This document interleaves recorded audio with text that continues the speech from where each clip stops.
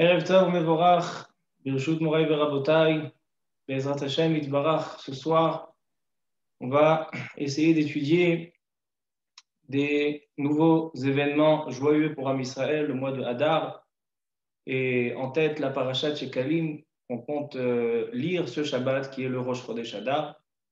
Mais avant tout, je voudrais dédier ce shiur, comme on a, Baruch Hashem, des invités importants qui sont de la famille de Ra'anana, de la famille de Marseille, de Paris et d'autres endroits.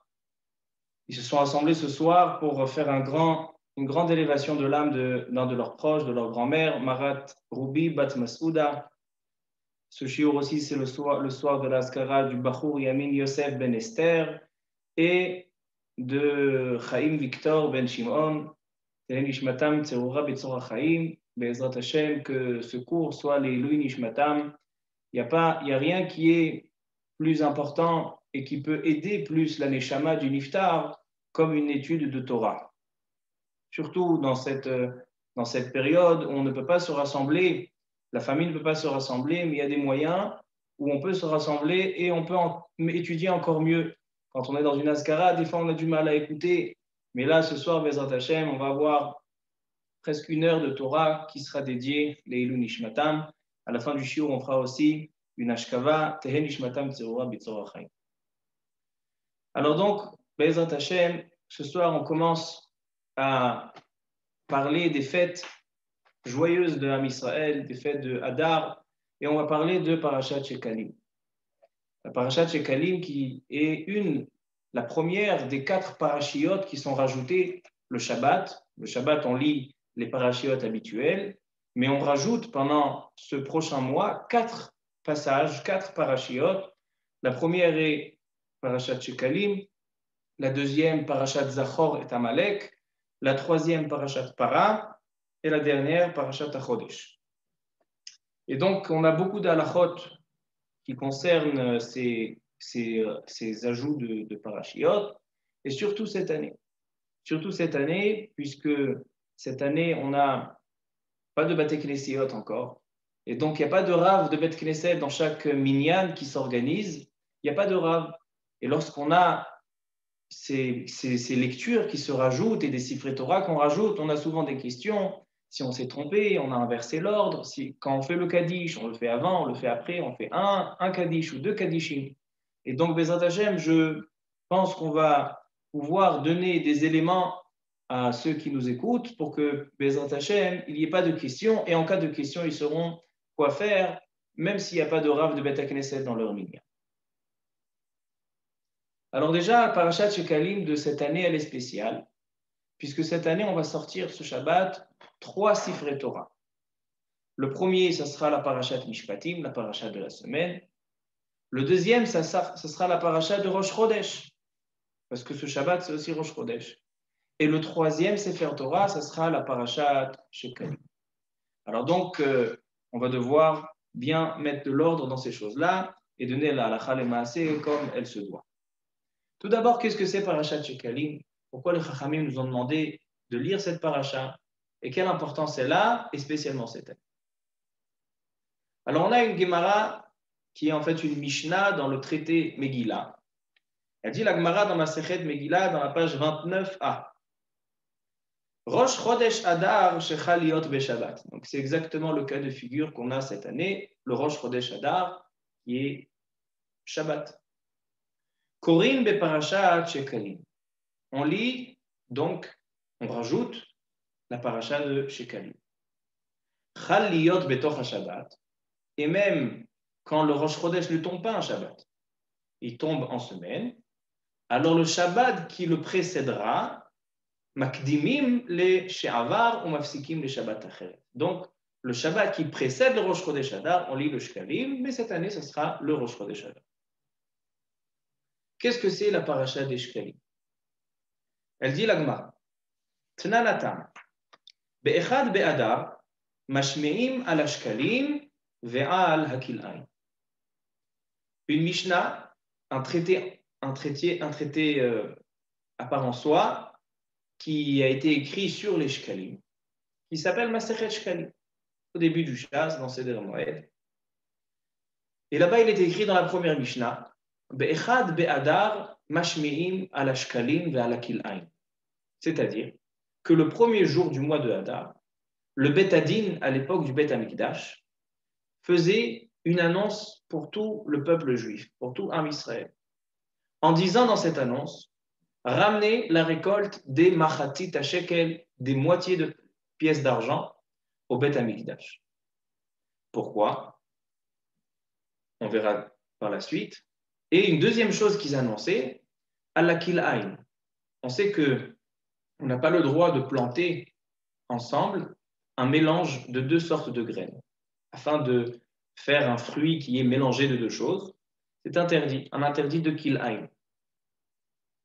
Alors donc, le premier jour de Hadar, le Beddin annonçait aux gens, faites attention d'arracher tout ce qui est kil'ain dans vos champs. Des fois, il y a une graine qui tombe sans faire exprès, il y a de l'orange qui s'est mélangé avec un bananier, etc., etc. Donc, le premier Hadar, on doit annoncer ces choses. Demande la Gemara pourquoi on doit annoncer sur les shkalim la récolte de l'argent pour la cotisation pour le Beth Amikdash et pour le kil'aim. Alors, elle dit la Gemara, pour les kil'aim, je comprends. Kil'aim desman zeriaï. On sait que Baruch Hashem, on a eu un bel hiver avec de belles pluies. Et maintenant, le soleil commence à sortir. Et quand le soleil commence à sortir, donc on a la récolte qui commence à pousser. Alors c'est à cette période-là qu'un homme dans son champ peut se rendre compte si vraiment il y a eu un mélange de graines qui s'est fait, parce que maintenant il voit une feuille de banane et une feuille d'orange ou d'autres fruits, un mélange qui est interdit. Donc il va le voir, il pourra s'en rendre compte et l'arracher. Alors donc ça, je comprends pourquoi le premier Hadar, on doit annoncer pour le kil'aim. Et par contre, pour les shkalim, pour la récolte de Beth Amikdash, quel est le but d'annoncer le jour de Rosh Chodesh Hadar? Qu'est-ce que signifie le Rosh Chodesh Hadar? Alors elle répond la Gemara au nom de Rabbi Tavi. Amar Rabbi Tavi. De Amar Kra, Zot Olat Chodesh Bechodsho. Amar Torah, Chadesh Vehave Korban Mitruma Chadasha. On lit chaque Rosh Chodesh. Zot olat chodesh bechodsho lechodshe hashana. Voici le sacrifice qui est ramené le jour de Rosh Chodesh. Le jour de Rosh Chodesh, il y a un sacrifice spécial. Et la Torah nous dit, voici le sacrifice, Zot olat chodesh du mois, bechodsho, chaque mois, lechodshe hashana pour les mois de l'année. Elle dit la Gemara que la Torah, a priori, double le même terme. Le terme du mois, il est doublé, il est répété. Pourquoi on a besoin de dire plusieurs fois le mot Chodesh, Chodesh Hashana? Dit la Gemara que Chodesh, ça veut dire aussi un renouvellement. Chadesh. On vient nous dire que chaque année, on doit renouveler les korbanot, renouveler la récolte, c'est-à-dire la cotisation pour pouvoir acheter, parce que c'est qui a acheté les sacrifices? Le Beth Amikdash, il y avait une caisse au Beth Amikdash qui s'appelait le Bedek Habayit. Et donc, dans cette caisse-là, il y avait de l'argent qui était cotisé par tout le Ham Israël. Et par cet argent-là, on achetait des sacrifices pour le Beth Amikdash. Et les sacrifices, ils ont pour but de faire kaparat avonot, des sacrifices pour pouvoir pardonner sur les fautes, etc., des béné Israël. Voici le but de la récolte, voici le but des korbanot. Alors maintenant, quand on doit renouveler chaque année on doit renouveler cette récolte, c'est le mois de Nissan. Le mois de Nissan qui est le premier des mois de l'année. Le premier mois de l'année, c'est le mois de Nissan. Alors donc, un mois avant le mois de Nissan, on annonçait, le Bedin devait annoncer aux gens, préparez vos pièces, préparez votre argent pour pouvoir venir et cotiser au Beth Amikdash. C'est pour ça que c'est Rosh Chodesh Hadar. Voici la première explication de la Gemara. Et aujourd'hui, même s'il n'y a plus de Beth Amikdash, il n'y a plus de sacrifice, malgré tout, Am Israël, il a un minhag. Et le minhag, il est de ramener ramener le jour de Ta'anit Esther, ou on peut même avant, mais on essaye de le faire avant la lecture de la Megillah, le jour de Purim, ramener Machatzit Shekel. Chaque personne, la mitzvah de Machatzit Shekel, c'était de ramener la moitié du shekel, de l'argent, de la monnaie de l'époque, et ramener pour chaque personne qui était plus de l'âge de 13 ans. Aujourd'hui, le minhag, il est de donner pour chaque personne de la maison, et même des bébés, et on a que même pour des femmes enceintes. Il donne aussi machasit shekel parce que le machasit shekel, il est les chaper anafshotechem. C'est une kaparat avonot. C'est comme racheter son âme. Donc le machasit shekel, c'est une tzedaka qui est importante, et donc c'est pour ça qu'on la donne. Mais il y a une deuxième raison. Mis à part le zecher en souvenir du Beth Amikdash, zecher le machasit shekel, il y a une autre Gemara. Dans la Masechet Megillah, dans la page 13b, Daf Yud Gimel Amud Bet. Elle dit la Gemara, elle ramène un verset de la Megillat Esther, qu'on lit à Purim, où il est écrit comme ça. Im ala melech tov, Aman Arasha, s'adresse au roi Achashverosh en lui disant, Im ala melech tov, ikatev le abedam, va'aseret alafim kikar kesef eshkol al yede oseh hamelach. Aman Arasha, qui était un ministre important chez Achashverosh, le roi Achashverosh, il n'a qu'une seule idée en tête, d'exterminer le peuple juif. Et non seulement ça, une telle cruauté qu'il désire le faire en un seul jour. Taf venashim beyom echad, tout le monde en un seul jour. Et donc, quand il vient proposer cette proposition à Achashverosh, il lui dit, moi, je cotise, je paye à Seret Alafim Kikar Kesef, 10 000 sommes d'argent pur. À l'aider au Sea Melacha, pour ceux qui vont pouvoir établir ce projet d'exterminer le peuple juif. Alors elle dit la Gemara, Amar Esh Lakish, Galoui veyadua lifnemi she'amar vaya ha'olam she'atid Haman lishkol shkalim al Israël. Akadosh Baruch Hu, quand il a créé le monde, quand il a donné la Torah, c'était bien avant Haman et Achashverosh. Et il savait qu'un jour viendra où il y aura un méchant, un rachat qui s'appelle Haman, et qui va, par des pièces, par son argent, à Seret Alafim Kikar Kesef, il va désirer exterminer le peuple juif. Les fikar, ekdim shiklehem leshkalam. C'est la raison pour laquelle Akadosh Baruch Hu, on sait qu'Akadosh Baruch Hu, toujours, il est makdim refu'a la maka, c'est-à-dire, il met, quand il ramène une maladie sur quelqu'un, il va toujours trouver le remède avant. Makdim refu'a la maka. Alors donc, Akadosh Baruch Hu, il a dit, il y a Haman qui va vouloir payer de son argent. Alors donc moi, qu'est-ce que je vais faire? Je vais donner une mitzvah au peuple juif, au Béné Israël, qui est en rapport avec de l'argent, avec des shkalim, et c'est par le mérite de cette cotisation, de cette tzedaka qu'ils vont donner, qu'ils vont être sauvés, ils vont avoir le nes de Purim, le miracle de Purim. Et donc c'est pour ça que la mitzvah de Machatzit HaShekel, comme par hasard, elle se fait le mois de Hadar. Le mois de Hadar où Haman Arasha a décrété par de l'argent de faire cette Gezerah, ce décret sur le Béné Israël. Et il y a les Rishonim, ils disent encore plus fort que ça. Si on prend la somme que Haman Arasha a proposée pour pouvoir faire son projet, il y avait Aseret Alafim Kikar Kesef. Si on divise toute cette somme en Machatzit HaShekel, en moitié de shekel, on retrouve 600 000. 600 000 fois Machatzit HaShekel, c'est cette somme qu'il a donnée. Et les Béné Israël, combien ils sont sortis d'Égypte? Combien ils ont reçu la Torah? Combien ils étaient les Juifs? 600 000. Shishim Ribo.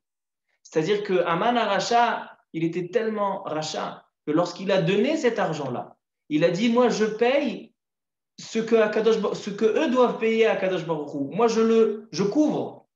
Il y a 600 000 juifs, ils doivent donner Machatzit HaShekel. Voici Achashverosh, je te donne Aseret Alafim Kikar Kesef pour pouvoir exterminer. Il avait une telle volonté de tuer le peuple juif. C'est pour ça que la Machatzit HaShekel, non seulement qu'on fait aujourd'hui, elle est non seulement en souvenir de la cotisation pour le Beth Amikdash, mais elle est aussi elle vient réparer et elle vient en tant que srout, en tant que bonne action pour pouvoir sauver l'âme Israël de toutes sortes de décrets. Et Bezrat Hashem, peut-être que ce Machatzit HaShekel que les Béné Israël vont donner, elle réparera, elle enlèvera cette épidémie et on va voir quelque chose d'extraordinaire tout de suite maintenant. Tous les ans, il y a une question. Combien on doit donner de Machatzit HaShekel? combien c'est en shkalim d'aujourd'hui, combien il faut donner. Certains décisionnaires ils disent que puisque c'est seulement un souvenir, ce n'est pas une mitzvah aujourd'hui de la Torah, parce que la mitzvah de la Torah, elle est seulement à l'époque du Beth Amikdash. Mais aujourd'hui, c'est seulement un souvenir, un zecher, un minhag qui est un souvenir. Alors donc, il suffit de donner de chaque monnaie, quelqu'un il a une monnaie, il a le shekel ou il a l'euro, il donne la moitié d'un shekel, la moitié d'un euro, la moitié d'un dollar. Seulement pour le zecher. Il y a certains décisionnaires qui disent comme ça. Mais la majorité de l'âme Israël, ils ne font pas comme ça. La majorité, ils font exactement comme au Beth Amikdash. Donc, comment on sait comment ils faisaient au Beth Amikdash? Alors, les poskim, ils nous disent comme ça. Plusieurs en parlent, mais le Rav Ovadia Yosef, dans son livre Chazon Ovadia, lui, il dit comme ça. Il dit Machatzit ha-shekel, hareze shlosha darham. Darham, c'est une mesure en araméen. Un darham équivaut à 3 grammes. Donc, shlosha darham, c'est-à-dire 9 grammes d'argent pur, la valeur de 9 grammes d'argent pur, c'est la machatzit ha-shekel. Maintenant, comment on sait combien c'est 9 grammes, combien valent 9 grammes d'argent pur? Alors, il dit le Rav Ovadia Yosef que le calcul doit se faire chaque année selon la valeur de l'argent, chose qui est logique. On prend la valeur de l'argent, du kesef, de l'argent pur, et on voit selon sa valeur, 9 grammes, c'est l'équivalent de machatzit ha-shekel. Maintenant, écoutez, il y a quelque chose d'extraordinaire. En général, chaque année, 9 grammes, ça arrive à peu près à 18 shekels.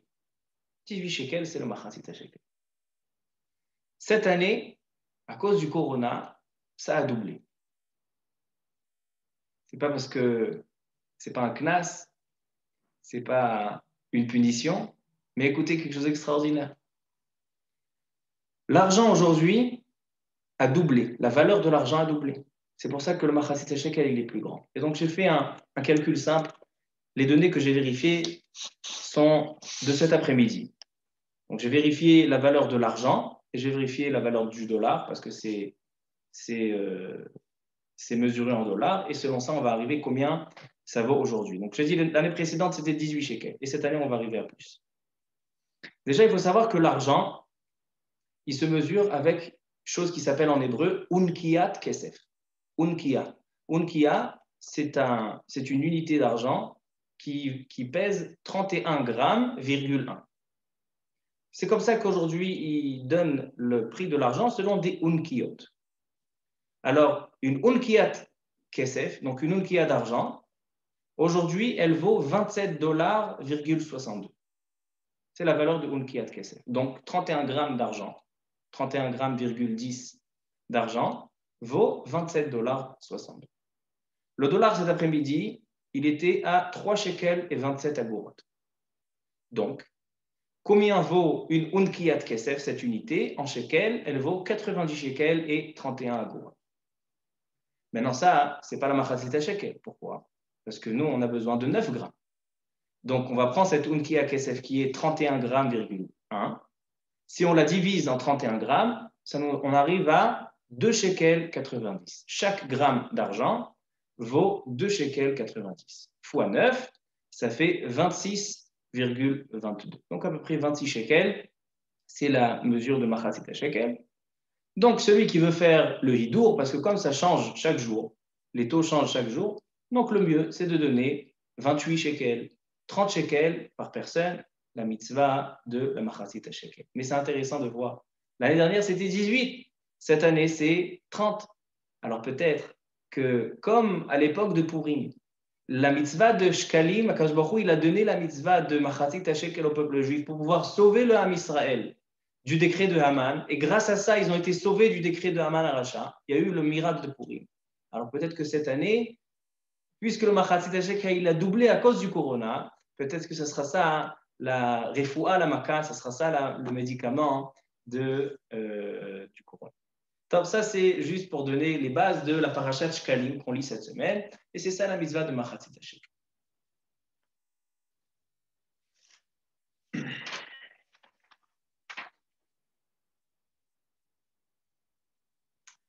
il y a une marloquette, donc une discussion dans la Gemara. Qu'est-ce que c'est la paracha de Shkalim? La paracha qui discute des Shkalim, qu'est-ce que c'est cette paracha? Une marloquette dans la Gemara entre Rav et Shmuel. Rav et Shmuel, de grands Amoraïs. Rav, il dit, Tzav et bnei Israël ve'amarta alehem et korbani lachmi leishai. La paracha qu'on lit à Rosh Chodesh, là-bas on voit Zot Olat Chodesh Bechodcho, c'est là on voit le renouvellement des sacrifices au Beth Amikdash. Donc il dit, c'est ça la paracha de Shkalim qu'il faut lire. Mais Shmuel, il dit, non, la paracha de Shkalim, c'est la paracha de Kitissa. Là-bas il est écrit, Venatenu machatzit ha-shekel. Là-bas il est écrit qu'il faut donner la moitié du shekel. Et là, halakha, il est comme Shmuel. C'est pour ça que cette semaine, Sefer Torah qu'on va ouvrir, parashat Shkalim, ce sera dans la parashat Kitissa. Et comme ça, elle est la halakha. Et la Gemara allonge ses paroles, elle ramène aussi la haftara de cette semaine. Ce sera aussi une haftara qui est en rapport à l'époque de Yehoyada, un avis d'un prophète. C'était l'époque où il récoltait l'argent, etc. Donc, c'est le sujet et la lecture et la haftara. Maintenant, parlons de l'ordre. Halakha le maaseh, Shabbat matin. Quel est l'ordre à suivre pour pouvoir faire ces lectures?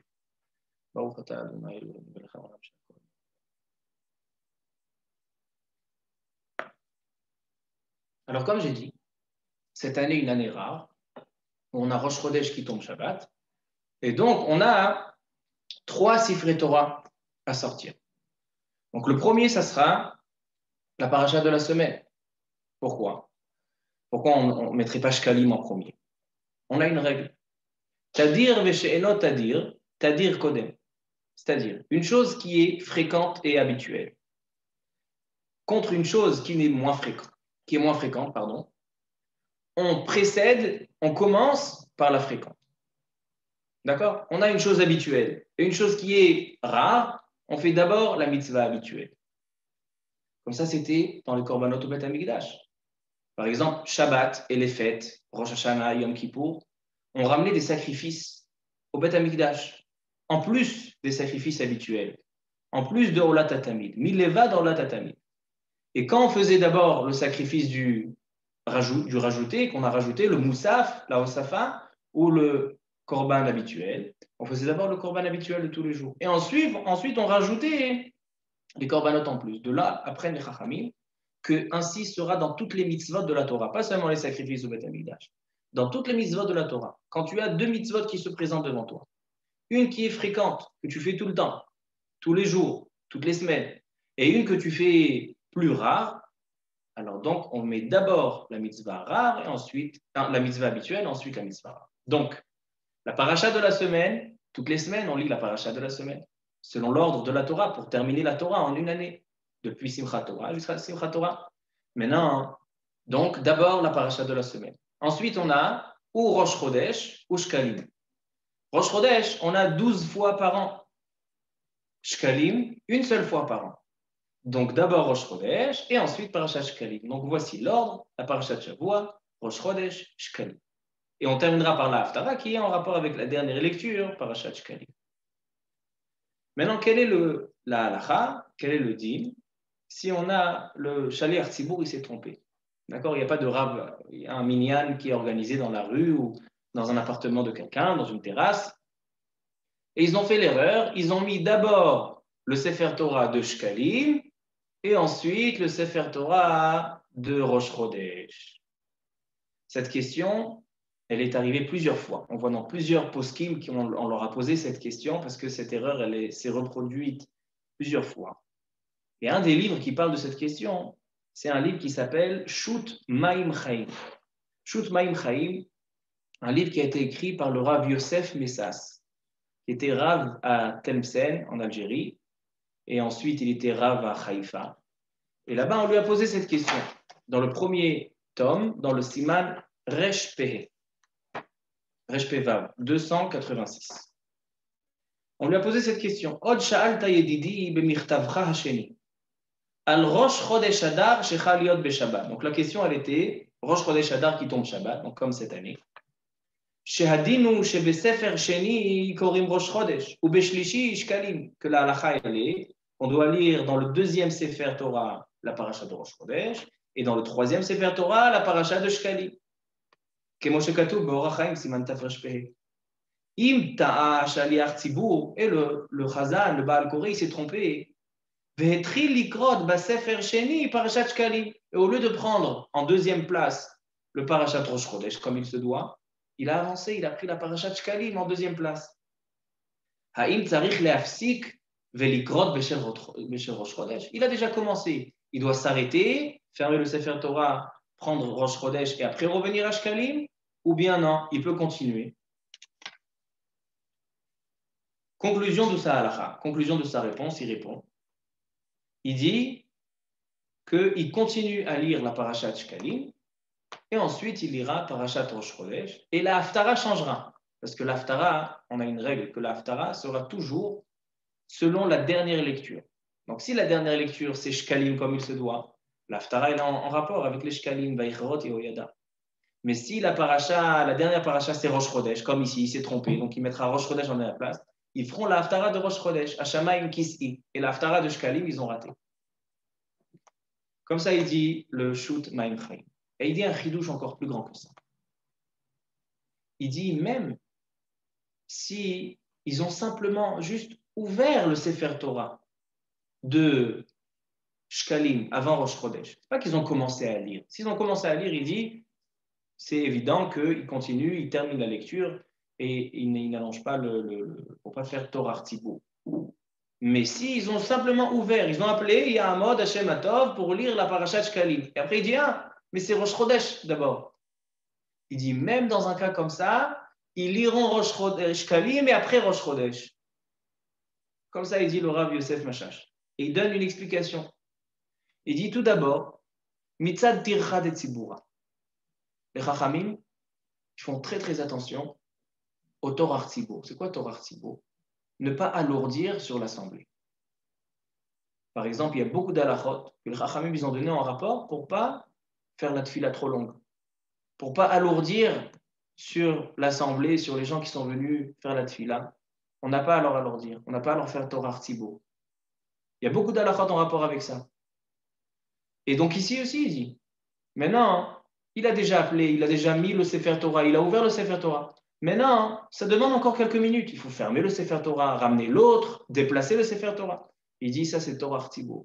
Donc il continue à lire, même s'il n'a pas commencé la lecture, il s'apprête à lire la parashat Shkalim avant Rosh Chodesh, il lit la parashat Shkalim avant Rosh Chodesh. Ça c'est le premier argument.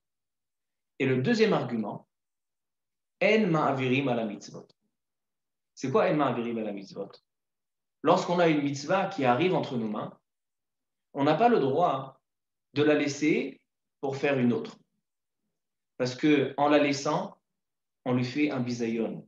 On amoindrit sa valeur en disant, voilà, tu vois cette mitzvah-là, je te laisse de côté et donc je vais prendre une autre. En ma'avirim ala mitzvot. Quand tu as une mitzvah qui arrive à ta main, tu l'as fait.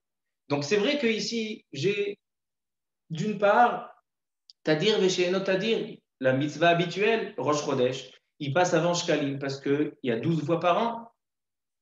Mais d'un autre côté, j'ai En Ma'avirim à la mitzvot et j'ai Torah Tzibur.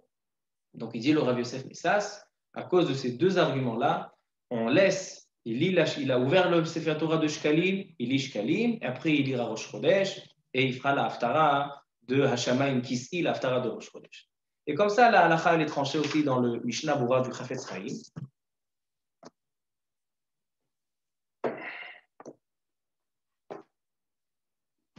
Il est là. Il dit le Mishnah Bura du Chafetz Chaim.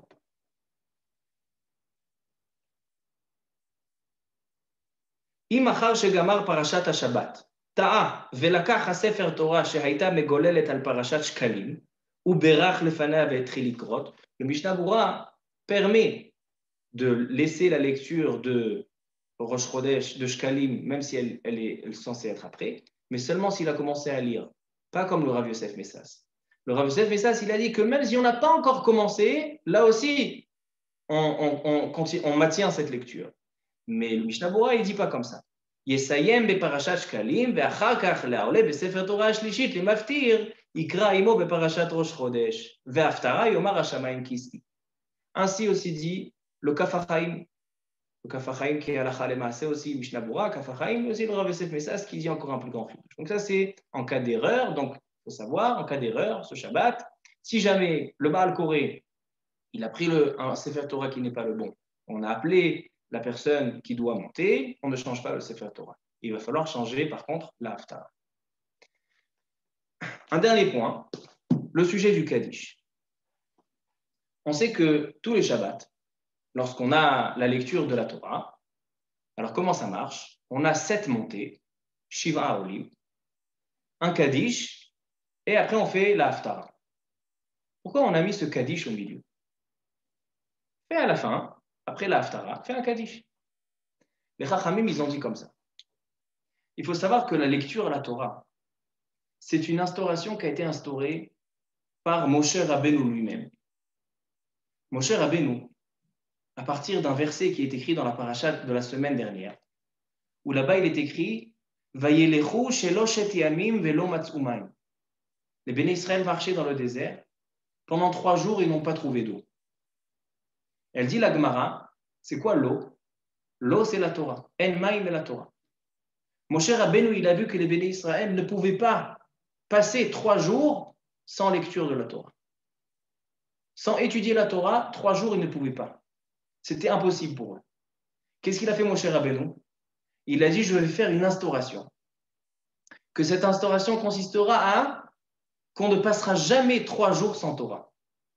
C'est pour ça que le Shabbat, on lit la Torah. Après, dimanche, lundi, on lit la Torah le lundi, afin de ne pas passer 3 jours depuis Shabbat. Après, on a mardi, mercredi, et jeudi, on relit encore une fois la Torah. Comme ça, il n'y aura jamais 3 jours passés sans Torah. Les Béné Israël, ils avaient un problème. Ils n'ont pas trouvé d'eau, l'eau c'est la Torah. Alors Moshe Rabbeinu, il leur a trouvé la solution. Il leur a dit, je vais vous instaurer afin que vous pourrez étudier la Torah et ne pas passer 3 jours. Mais pour cette instauration, Moshe Rabbeinu, il a dit, c'est pas seulement de l'étude de la Torah. C'est pas seulement s'asseoir 5 minutes et faire la Torah. C'est ce moment-là où on lit la Torah, c'est un moment où on fait un Kiddush Hashem. On sanctifie le nom d'Akadosh Baruch Hu. C'est pour ça que quand on lit à la Torah, on est obligé d'avoir 10 personnes. Pourquoi? Chaque personne chez lui, il ouvre le Sefer Torah, qui lise le passage de la Torah, et comme ça, il est tranquille. Non. Moshe Rabbeinu, il a dit, lorsqu'on étudie la Torah, lorsqu'on fait une instauration d'instaurer d'études de la Torah tous les 3 jours, c'est un Kiddush Hashem. Et on sait que quand on fait un Kiddush Hashem, Akadosh Baruch Hu, Venikdashti Betor Ben Israël, lorsqu'on sanctifie le nom d'Hashem, ça doit se faire par 10 hommes. Parce que 10 hommes, c'est considéré une assemblée. Alors, donc, comme le Kaddish, on doit le faire avec 10 personnes, la Kriyat Torah aussi, elle doit se faire pas moins que 10 personnes. Donc, il faut savoir, et j'ai entendu du Rav Ovadia Yosef à la Shalom dans un cours qu'il a donné, il a dit non seulement qu'on sanctifie le nom d'Hashem quand on fait Kriyat Torah, mais on se sanctifie à nous-mêmes.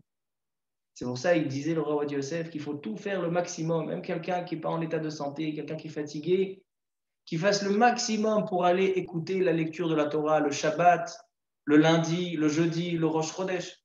Parce que quand on lit, on fait la lecture de la Torah, on fait Kiddush Hashem et on se sanctifie à nous-mêmes aussi. On a de la Kedusha, on a imprégné de Kedusha lorsqu'on écoute la lecture de la Torah. Alors donc, les Chachamim, ils ont dit comme ça. Quand on a terminé la mitzvah de Kiddush Hashem, quand on a terminé cette sanctification du nom d'Akadosh Baruch Hu, on termine par un Kaddish. Maintenant, combien on doit lire le Shabbat? On a 7 montées. Le maftir, c'est un rajout qui a été fait. Le maftir, c'est une takana en plus. Mais quel est le minimum de personnes à faire monter le Shabbat? C'est 7. C'est pour ça que tous les Shabbats, dès qu'on a terminé 7 montées, on fait un Kaddish. On sanctifie le nom d'Hachem. Maintenant, on l'a sanctifié par la lecture de la Torah et on termine par une sanctification du Kaddish, Id Gadal, Id Kadash, Amirabah. Donc ça, c'est la halacha.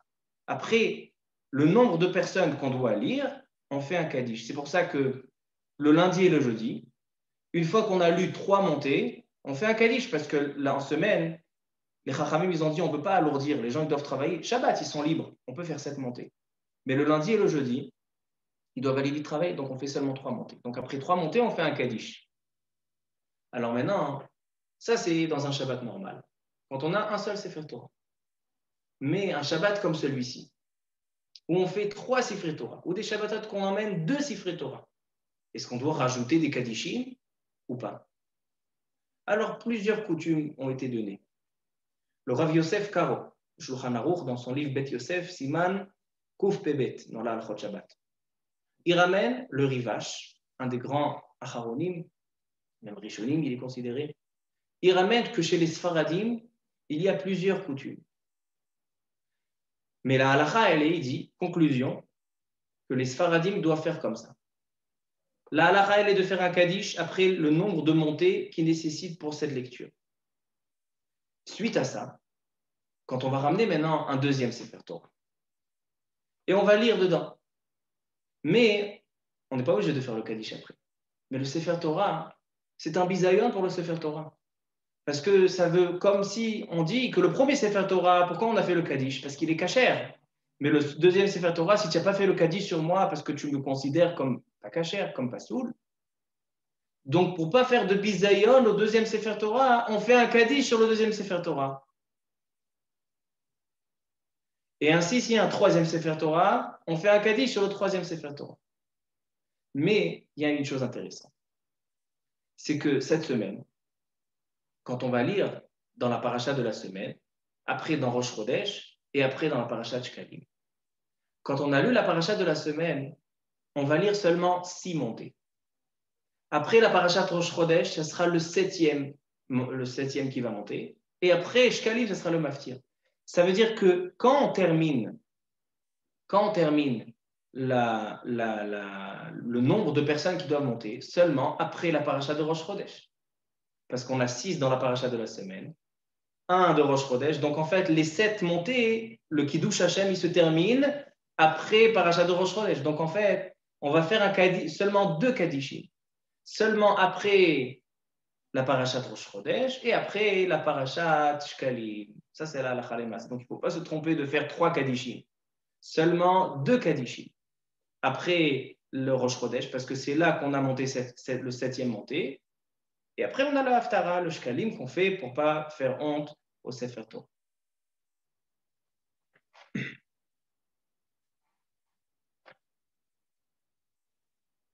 Je terminerai juste le dernier point avant de donner une petite histoire sur la paracha par une question qui a été demandée au Rav Ovadia Yosef alav shalom dans son livre Yabia Omer, dans le Chelek Dalet, le 4e tome, dans le chapitre 22, Siman Karbet. Là-bas, on lui a demandé, le Rav Ovadia Yosef, si ce Shabbat-là, c'était demandé sur ce Shabbat-là, où on va faire la paracha de Mishpatim, la paracha de la semaine. Ensuite, on va faire la paracha de Rosh Chodesh et après la paracha de Shkalim. Si on fait monter des mosifim, il y a une bar mitzvah, il y a un mariage, et lorsqu'on fait un bar mitzvah en mariage, alors donc on doit honorer ceux qui sont venus participer dans la simcha, donc on va rajouter des montées.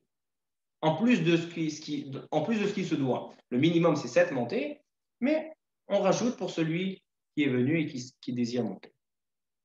Et donc, dans la paracha de la semaine, paracha de Mishpatim, disons, on va faire monter 10 personnes. Et maintenant, on ferme le Sefer Torah et on vient pour lire la paracha de Rosh Chodesh.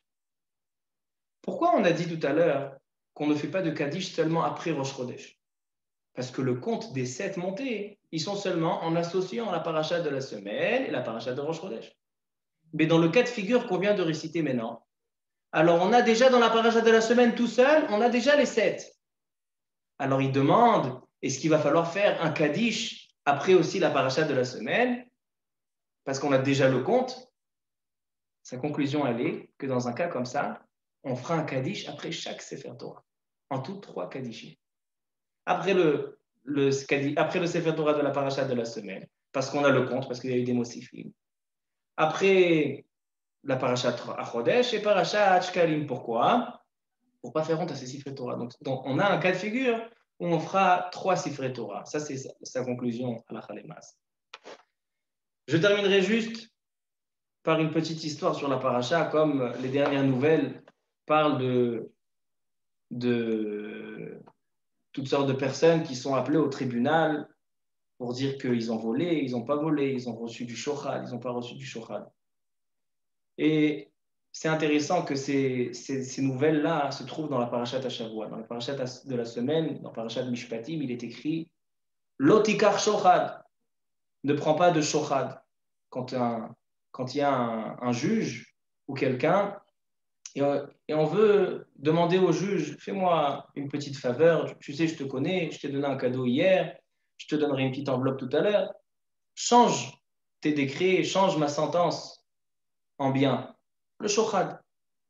Elle dit la Torah, Lotikar shochad, qui a shochad aver ene chachamim visalef divre tzedikim. Même des personnes qui sont d'un haut degré, intelligents, ils ont réussi dans leur carrière, ils peuvent tomber par le shochad. Le shochad, c'est quelque chose qui rend aveugle. Il y a aver ene chachamim. Il peut aveugler même les yeux des sages. Et il y a une très très belle histoire qui a été racontée sur le Rav Shach à la Shalom, le Rosh Yeshiva de Ponovitch. On raconte qu'une fois, il y a quelqu'un qui est venu se présenter devant le Rav Shach en disant, c'était un religieux qui était très très fort dans les affaires. Son métier, il ne faisait pas du business, il étudiait.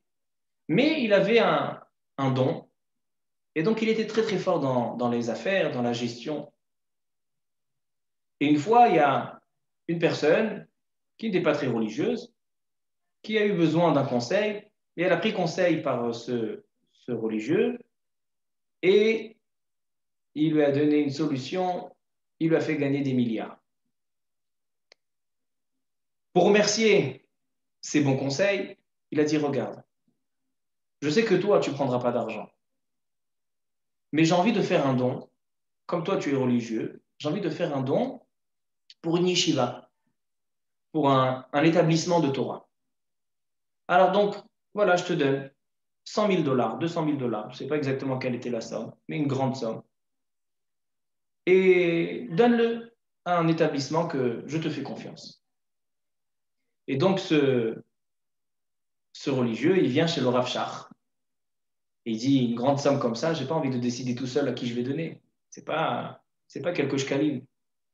On parle de centaines de milliers de dollars. Il est rentré chez le Rav Shach et il lui a posé la question. Kvod Arav, voilà, j'ai reçu cet argent-là qui est dédié pour une yeshiva ou un établissement de Torah. À qui je dois le donner? Et le Rav Shach, qu'en général, ses réponses c'était du tac au tac. Dès qu'on lui posait une question, il avait des réponses claires. Le Rav Shach, il n'a pas de réponse. Il dit, je vais réfléchir. Bon, il est étonné de sa réponse. Il attend une semaine et il y a le donateur qui l'appelle au téléphone. Il lui dit, alors, à qui t'as donné l'enveloppe? À quel établissement? Il avait très honte. Elle est encore chez lui. Il a dit, regarde, j'étais chez mon Rav, chez le Rav Shach, le grand de la génération, et il m'a dit qu'il allait réfléchir. Mais je l'appelle tout de suite, t'inquiète pas. Il le rappelle, il se rend tout de suite chez le Rav Shach parce qu'il l'appelait pas au téléphone, il est allé, c'était un élève à lui, il le respectait. Il rentre chez le Rav Shach et lui dit, est-ce que vous avez une réponse pour moi? Il a dit, Tani l'archov, laisse-moi réfléchir. Il avait honte. Encore quelques jours et encore quelques jours. Au bout de quelques mois, c'était déjà honteux par rapport au donateur. Il vient chez le Rav Shach et il lui explique, la situation est très délicate. L'autre, il va penser que je me suis pris l'argent pour moi-même. Vous devez me donner une réponse. Il lui a dit, à la yeshiva de Ponovitch. Soulagé, il donne l'argent, il va dans les bureaux de la yeshiva de Ponovitch et il remet l'enveloppe. Mais ça le tracassait à savoir comment se fait-il que le Rav Shach, il a mis tellement de temps à répondre. Rav Shach, il lui a expliqué. Il lui a dit, regarde, moi je suis quelqu'un de pas facile. Moi je suis quelqu'un que j'ai fait des guerres contre des personnes que je pensais qui peuvent mettre en danger le judaïsme ou en danger le baroudé et Shivot. J'ai fait la guerre contre eux. Et à cause de ça, j'ai fait perdre de l'argent à la yeshiva dont je suis le Rosh Yeshiva. C'était la yeshiva de Ponovitch. À cause de ça, beaucoup de donateurs ont arrêté de faire leur don. Donc, je me suis fait un serment que tout l'argent, que à cause de mes de tout ce que j'ai dit, des choses qui ont pu enlever cet argent à la yeshiva. Alors donc, je vais le ramener. Et tu es venu avec une enveloppe de 100 000 et 200 000 dollars. Et je me suis dit, ben voilà, Akadosh Baruch Hu a envoyé, mais j'avais peur que ce soit du shochrad. J'avais peur que ce soit avec intérêt. La yeshiva de Ponovitch, c'est ma yeshiva. C'est la yeshiva que je suis le rosh yeshiva. Donc j'ai mis tellement de temps, des mois et des mois, des semaines et des semaines. J'étais concentré et je réfléchissais à ces choses-là. Pourquoi de l'intérieur, je souhaite que cet argent arrive à la yeshiva? Est-ce que par intérêt personnel ou est-ce que pour pouvoir remplir le manque de la yeshiva? Et c'est pour ça que j'ai mis du temps. Et je suis arrivé à la conclusion que c'est pour le bien de la yeshiva. On voit que même le Rav Shach, le grand de la génération, il avait peur de tomber dans le shochrad. A priori, un grand comme ça, à l'âge de 95 ans, c'est ça qui va l'intéresser. C'était même pas pour lui, lui prenait toujours la même paye. C'était pour la yeshiva, pour les bachurim. Il avait peur d'avoir une négia de shochrad. On voit que même les grandes personnes et que même les gens chachamim, il faut faire très attention au shochrad. Baruch Adonai le'olam, amen ve'amen. המרחם על כל בריותיו, הוא יחוס ויחמול וירחם על נפש רוח ונשמה של הנפטרים משם טוב מן העולם, Madame Roubi Bat Masouda, que ce soir c'est le soir de la Azkara, Roach Adonai Tenichena Began Eden, Hi Vechol Benot Israël Ashavot Ima Bicha, Racham Veselichot, Vechen Yiratzon Velomar Amen. המרחם על כל בריותיו, הוא יחוס ויחמול וירחם על נשמה של הבחור ימין מור יוסוף בן אסתר, שהיום בקידת שנתו, רוח אדוני תניחנו בגן עדן, וכן יהי רצון ונאמר אמן, ובכלל הנשמות את חיים ויקטור בן שמעון שנפטר השבוע הזה, רוח השם תניחנו בגן עדן. ואת הנשמות הרב סעדיה בן חינה חנה, ואת אברהם ז'אן-קלוד בן צלין פרחי, ואת יוסף בן ג'ולי מסעודה, ואת מוריס מסעוד בן נעימה, ואת נתן שמעון בן מזל, ואת זימוני בת כוכבא, את אלירן אליהו בן לימור, ואת אפרים רפאל בן ממה, ואת יוסף בן נגדה, ואת רינה מלכה בת מני, ואת מרים בת סולטנה, ואת רפאל בן חיים אכלו, ואת שמעון בן מזל, ואת ציון בן משה. רוח אדוני תניחם בגן עדן, הם וכל בני ישראל השוכבים עמם בכלל וסליחות, וכן יהי רצון ונאמר אמן. מי שברך אבותינו הקדושים והטהורים, הוא יברך את כל חולי ישראל ובכללם, את שלמה בן יקות, מרים בצר סברין, שלום מסעודה, שלום שלום חולה, ואת יצחק בן חסיבה, ואת נעמי רבקה בת מרטין מסעודה, ואת דוד בן צלטנה, ואת סמיאל בן בית ישולי, ואת עמנואל יוסף בן חנה, ואת חיים בן כמסה, ואת חווה לאה בת אסתר, ואת ליזה בת יקות, יקות בת ליזה שלום, חיים בן חנה, הרצל בן שמחה, פנחס בן זיתה אסתר, יעקב בן חיים, דוד בן רוזליה, סימונה בת ג'ורג'ט, ג'יזל סעידה סיפורה בת אנג'ל רחל, יעקב בן שרה, ואת משה בן אג'ני. השם ירפאם ברפואה שלמה, רפואת הנפש ורפואת הגוף, וכן יהי רצון ונאמר אמן.